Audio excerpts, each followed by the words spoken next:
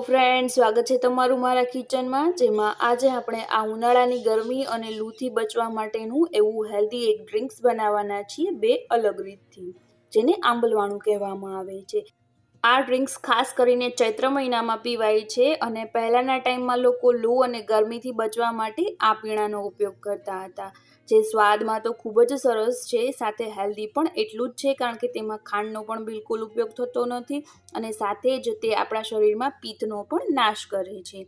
તો તમે પણ આ રેસીપીને એકવાર ચોક્કસથી ટ્રાય કરજો અને જો તમને મારી રેસીપી ગમે તો લાઇક, શેર અને સબસ્ક્રાઈબ કરવાનું નહીં ભૂલતા અને સાથે જ બાજુમાં જે બેલ આઇકન છે એને પણ પ્રેસ કરી દેજો, જેથી જે પણ નવી રેસીપી આવે એનું નોટિફિકેશન તમને તરત જ મળી જાય। તો આપણે રેસીપીને શરૂ કરીએ।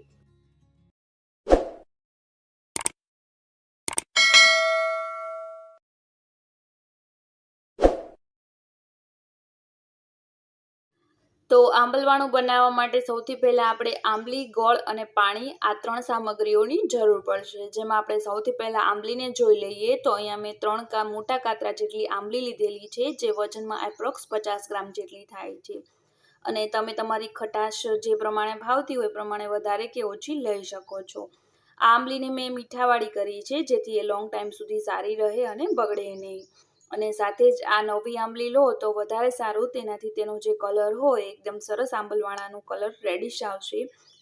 ત્યારબાદ અહીંયા આપણે ગોળ જોઈ લઈએ। તો અહીંયા મેં 5 ચમચી જેટલો દેશી ગોળ લીધેલો છે, જેને મેં આ રીતે છીણી લીધેલો છે। દેશી ગોળનો ઉપયોગ ખાસ કરવો, તેનાથી આ જે ડ્રિંક્સ છે એ વધારે હેલ્ધી બની જાય છે। અને બીજું અહીંયા આપણે 2 ગ્લાસ જેટલું પાણી લેવાનું છે, જે એપ્રોક્સ 500 ml જેટલું પાણી થાય છે। તો પાણીને આપણે સૌથી પહેલાં બાઉલમાં લઈ લેશું અને ત્યારબાદ આપણે તેમાં ગોળને એડ કરી દેવાનો છે। તો અહીંયા છીણેલો જે ગોળ છે તેને પણ એડ કરી દઈશું અને ખાસ ધ્યાનમાં રાખજો, આ જે ગોળ હોય એ દેશી લેશો તો તમારું આંબલવાણું વધારે હેલ્ધી બની જશે। તો ગોળ એડ થઈ ગયા પછી હવે આપણે તેમાં આંબલીને એડ કરી દઈશું।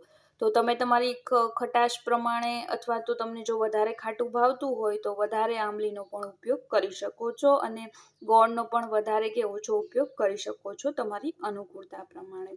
તો હવે આપણે તેને ઢાંકી અને 1 થી 2 કલાક માટે પલળવા માટે રાખી દેવાનું છે। ખાસ એને 1 થી 2 કલાક માટે આ રીતે છોડી દેવાનું છે, પલળવા દેવાનું છે। તો 2 કલાક બાદ આપણા જે ગોળ અને આંબલી છે એ સારી રીતે પલળી ગયા છે। તો હવે આપણે તેને હાથેથી ચોળી લેવાનું છે। ખાસ ધ્યાનમાં રાખજો, તેને હાથેથી ચોળવાનું છે, તેને બ્લેન્ડર કે મિક્સચરમાં નથી ફેરવવાનું। તો હાથેથી જ આપણે તેને સારી રીતે મસળી લેશું અને ગોળ અને આંબલીનો જે પલ્પ હોય એને સારી રીતે મિક્સ કરી દઈશું। તો અહીંયા ગોળ અને આંબલી સારી રીતે એકદમ પાણીમાં મિક્સ થઈ ગયા છે। તો હવે આપણે તેને ગાળી લેવાનું છે, જેથી આંબલીના જે પણ રેશા અને કચરો હોય એ સરસ મજાનું ગળાઈ જાય। તો અહીંયા આપણે એક ગરણીની મદદથી આ આંબલવાણાને બીજા બાઉલમાં ગાળી લઈએ। તો અહીંયા આપણું જે આંબલવાણું છે એ હવે રેડી થઈ ગયું છે। આ આંબલવાણાને તમે જમવામાં આપણે જેમ છાશ પીએ એ રીતે પણ ઉપયોગમાં લઈ શકો છો, અથવા તો જો તમને એ રીતે ન ભાવે તો તમે એને શરબત તરીકે પણ લઈ શકો છો। તો ખૂબ જ હેલ્ધી એવું આપણું આંબલવાણું તૈયાર છે, જેને આપણે ગ્લાસમાં કાઢી લઈશું અને હવે આપણે બીજી મેથડથી જોઈ લઈએ આંબલવાણું। તો એમાં આપણે તેને વધારે ટેસ્ટી બનાવવા માટે થોડો ફુદીનો એડ કરવાનો છે। ત્યારબાદ અડધી ચમચી અથવા તો સ્વાદ પ્રમાણે મીઠું એડ કરી દઈશું અને 1/4 ટીસ્પૂન જેટલું સંચળ એડ કરી દેવાનું છે અને ખટાશ તમને જે પ્રમાણે ભાવતી હોય એ પ્રમાણે લીંબુનો રસ નીચવી દઈશું અને હવે આપણે આ શરબતને મિક્સચરમાં ફેરવી લેવાનું છે અથવા તો બ્લેન્ડરમાં બ્લેન્ડ કરી દેવાનું છે।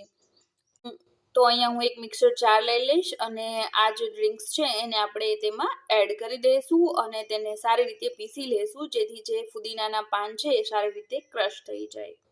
તો અહીંયા આપણા જે ડ્રિંક્સ છે એ સરસ મજાનું મિક્સચરમાં ગ્રાઇન્ડ થઈ અને આવી ગયું છે। તો હવે આપણે તેને ગ્લાસમાં ટ્રાન્સફર કરી દઈશું અને તેની સાથે જ અહીંયા કાચી કેરીનું 1 ચમચી જેટલું છીણ એડ કરી દઈશું। તે ટોટલી ઓપ્શનલી છે, જો તમને ન ભાવતું હોય તો તમે સ્કીપ પણ કરી શકો છો, અથવા તો જ્યારે ફુદીનો આપણે મિક્સર જારમાં એડ કરેલો ત્યારે પણ આ કેરીના કટકાને તેમાં એડ કરી અને સાથે જ તેને ગ્રાઇન્ડ કરી શકો છો। તો ખૂબ જ હેલ્ધી અને ટેસ્ટી એવું આપણું આંબલવાણું બે અલગ મેથડથી તૈયાર થઈ ગયું છે, જે સ્વાદમાં તો ખૂબ જ સરસ છે, પરંતુ સાથે જ આ ચૈત્ર મહિનાની ગરમી અને લૂથી બચવામાં પણ બહુ જ મદદરૂપ છે.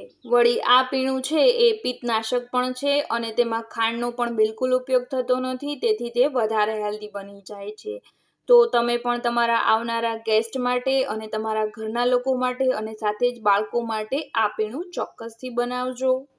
અને સાથે જ તમને મારી આજની આ રેસીપી કેવી લાગી છે અને જો તમે મારી રેસીપીને ટ્રાય કરતા હોય તો મારી રેસીપી કેવી બની છે એ મને કોમેન્ટ સેક્શનમાં જરૂરથી જણાવજો. તો તમે પણ આ રેસીપીને એક વખત ચોક્કસથી ટ્રાય કરજો અને તમને જો મારી રેસીપી ગમે તો લાઇક, શેર અને સબસ્ક્રાઈબ કરવાનું નહીં ભૂલતા.